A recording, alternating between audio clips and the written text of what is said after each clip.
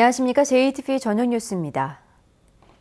전주의 마지막 금싸라기 땅으로 불리는 대한방직 전주공장의 인수협상자로 주택건설업체 2곳이 선정됐습니다. 아파트 개발이 예상되면서 용도 변경 등을 두고 특혜 시비가 불거질 것으로 보입니다. 보도에 권대성 기자입니다.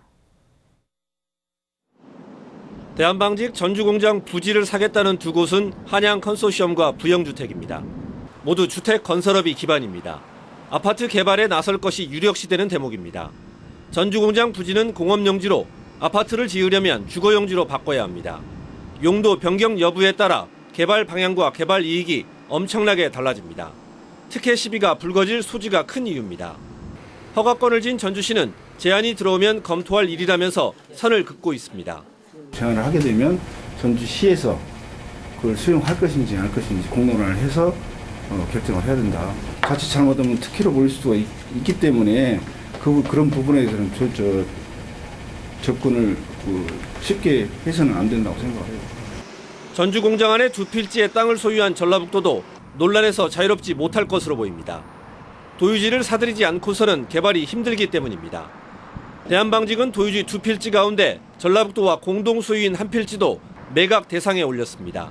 하지만 땅 주인인 전라북도와 협의는 없었습니다. 틀린다든가 그냥 그때 우리가 해드리고 협상하라고 이런 거니까요. 특혜국이 있기 때문에 여러 가지 문제 있다고 개인적으로 생각을 해요. 그래서 아직 내부 결제 맞고 이런 그런 상황은 아니거든요. 대한방직이 앞으로 한 달 안에 매각 여부를 결정할 예정인 가운데 매각이 성사될 경우 전주시와 전라북도가 어떤 판단을 내리게 될지 주목됩니다. JTBC 뉴스 권대성입니다. 전주시와 완주군이 시내버스 노선 개편을 위한 공동 논의를 시작했습니다. 두 시군은 전문가와 주민 등 각각 11명씩 참여해 지간선제를 중심으로 한 노선 개편 방향과 과제 등을 집중적으로 논의할 예정입니다. 전주시는 내년 상반기 시범 운영 등을 거쳐 내년 하반기부터 개편한 노선을 시행할 예정입니다. 중국과 동북아 시장 진출을 위해 김제 지평선 산업단지 안에 자유무역지역이 조성되고 있습니다. 그런데 기업 유치를 위한 표준공장 공사 중단이 반복돼 자유무역지역 활성화에 차질이 우려됩니다. 송창용 기자입니다. 지난해 5월 착공한 김제 자유무역지역 표준공장 건설 현장입니다. 산업통상자원부가 390억 원을 들여 오는 11월 준공을 목표로 하고 있습니다. 표준공장은 26곳의 기업을 유치해 300개의 새로운 일자리를 만들고 우량기업의 투자를 이끄는 촉매가 될 것으로 기대됩니다. 하지만 1차 하도급 업체가 30여 개 업체에 장비 대금과 자재비 등 8억 원을 지급하지 않아 공사 중단이 반복되고 있습니다. 경제적인 어떤 이 부분에 대해서 좀이라도 도움을 줄 줄 알았더니 지금 현재 하는 것이 아주 고통만 주고 있습니다. 현재. 원청업체가 석 달로 나눠 돈을 주겠다는 약정서까지 써줬지만 이마저 지켜지지 않았습니다. 저희도 양보를 해서 한 보통 10%에서 한 20%, 30% 제가 알고 있기로는 좀 그렇게 합의를 한 겁니다. 그렇게 합의해서 쓴 내용을 지켜준다고 해서 저희도 믿고 있었다가 지금 김제 자유무역지원은 대금 미지급에 따른 업체 분쟁이 잦아지자 해결을 촉구하며 올해만 세 번째 공사중지 명령을 내렸습니다. 업체 측이 건설 분쟁 조정위에 조정을 신청해 일시적으로 공사가 진행되고 있지만 준공은 내년으로 미뤄지게 됐습니다. 지금도 운이 오면은 연초에 준공되니까 그렇게 알고 있으라고 하면 자기들도 이제 이쪽으로 들어올 것인가 다른 데로 들어갈 것인가 생각하고 있는 업체들도 많이 있습니다. 중국과 동북아 시장 진출에 교두부를 마련하기 위한 표준공장이 늦어져 기업 유치에 차질이 우려됩니다. JTBC 뉴스 송창용입니다. 정읍시와 한 농협이 주민들과 협의 없이 가축분야 통합관리센터를 추진하려다 갈등을 겪고 있습니다. 농협 측이 직원들을 동원해 공사를 강행하려다 7, 80대 주민들이 다쳐 무리를 빚고 있습니다. 정원익 기자입니다.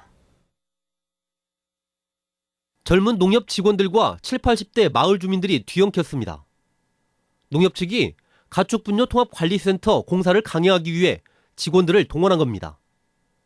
농산일을 하던 주민들이 달려와 막아섰지만 역부족이었습니다. 팔과 갈비뼈가 부러진 아들과 어머니는 물론 장애가 있는 주민까지 13명이 병원에 입원했습니다. 저거들은 젊은 놈들이고 이제 한창 된 놈들이고 우리는 70살, 80살 다 먹은 사람들이 가서 뭐 얻었어요. 당했지 우리가. 농협 직원들은 신고를 받고 출동한 경찰이 현장에 도착한 뒤에서야 자리를 떴습니다. 주민들은 농협 측이 사전에 치밀하게 일을 준비했다고 말합니다. 아침 6시 40분에 연락이 왔었습니다. 오늘 정오면 그 서산마을 차단이 날 테니까 조합장한테서. 그래서 처음에 이게 무슨 말인가 내용을 몰랐습니다. 이해를. 반면 농협 측은 일부 주민의 부상에 대해 유감을 표시하면서도 주민들을 함부로 대하지 않았다고 주장합니다.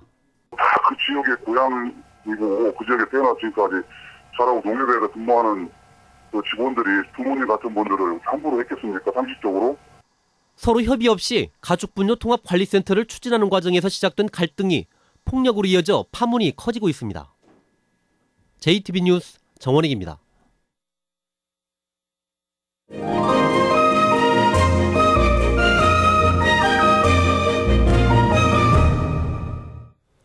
아시아미술의 오늘을 만날 수 있는 아시아 현대미술전이 국내에서는 처음으로 전북에서 열립니다. 소극장 연극과 젊은 작가 서완호의 전시회 소식도 준비했습니다. 하원호 기자입니다. 어두운 숲속에서 꽃을 따는 여인의 모습이 신비롭습니다. 일본 화가 이시다 테치야는 어른이 되기를 거부하는 남자를 통해 인간 내면의 공포를 표현했습니다. 축구장에선 두 개의 건물, 작가 유은석은 남과 북으로 나뉜 분단의 현실을 담아냈습니다. 전북 도립미술관이 처음으로 시도하는 아시아 현대미술전에는 14개 나라 35명의 작가가 참여해 아시아 미술의 오늘을 보여줍니다. 국제적으로는 유일하게 매년 아시아 현대미술을 이끌어가는 그런 중심지로 거듭나게 될 것이고 전북의 작가들이 아시아로 진출을 하게 되는 교두 역할을 하게 될 것으로. 물건을 팔기 위해 지하철에 탄 초보 장사꾼. 머뭇거리는 사이 입담으로 무장한 노련한 장사꾼에게 번번이 기회를 뺏깁니다. 이번 연극은 모두 4개의 에피소드가 옴니버스 형식으로 펼쳐집니다. 얼굴에 땀구멍, 털럭 하나까지도 생생하게 묘사했습니다. 사진보다 더 진짜 같은 그림, 극사실주의의 정수를 보여줍니다. 작가는 그림 위에 스프레이를 뿌리거나 물감을 흘리는 방식으로 표정 뒤에 감춰진 인간의 내면을 표현했습니다. JTB 뉴스 하원호입니다. 현대중공업 군산조선소 노조원 500여 명이 올해 임금단체 협상 난항을 이유로 오늘 오후 부분 파업을 벌였습니다. 회사는 비조합원과 파업에 참여하지 않은 인원이 있기 때문에 조업에 큰 차질은 없었다고 밝혔습니다. 노조는 사측과의 협상에서 성과가 없으면 다음 주에도 부분 파업을 벌일 예정입니다. 날씨입니다. 전북은 오늘 임실이 27.9도, 전주는 27.4도 등을 기록했습니다. 오후부터는 전주 등 대부분 지역에 약한 비가 내리고 있습니다. 이번 비는 주말인 내일 오전까지 5에서 30mm가량 이어진 뒤 점차 그치겠습니다. 내일 아침 최저 기온은 17도에서 18도, 낮 최고 기온은 19도에서 21도로 오늘보다 크게 떨어지겠습니다. 비가 그친 뒤에는 찬바람이 불면서 일요일까지 다소 쌀쌀해질 것으로 보입니다. 전주기상지청은 다음 주부터 다시 기온이 올라 일교차가 크게 벌어질 것으로 내다봤습니다. JTB 저녁 뉴스를 마칩니다. 고맙습니다.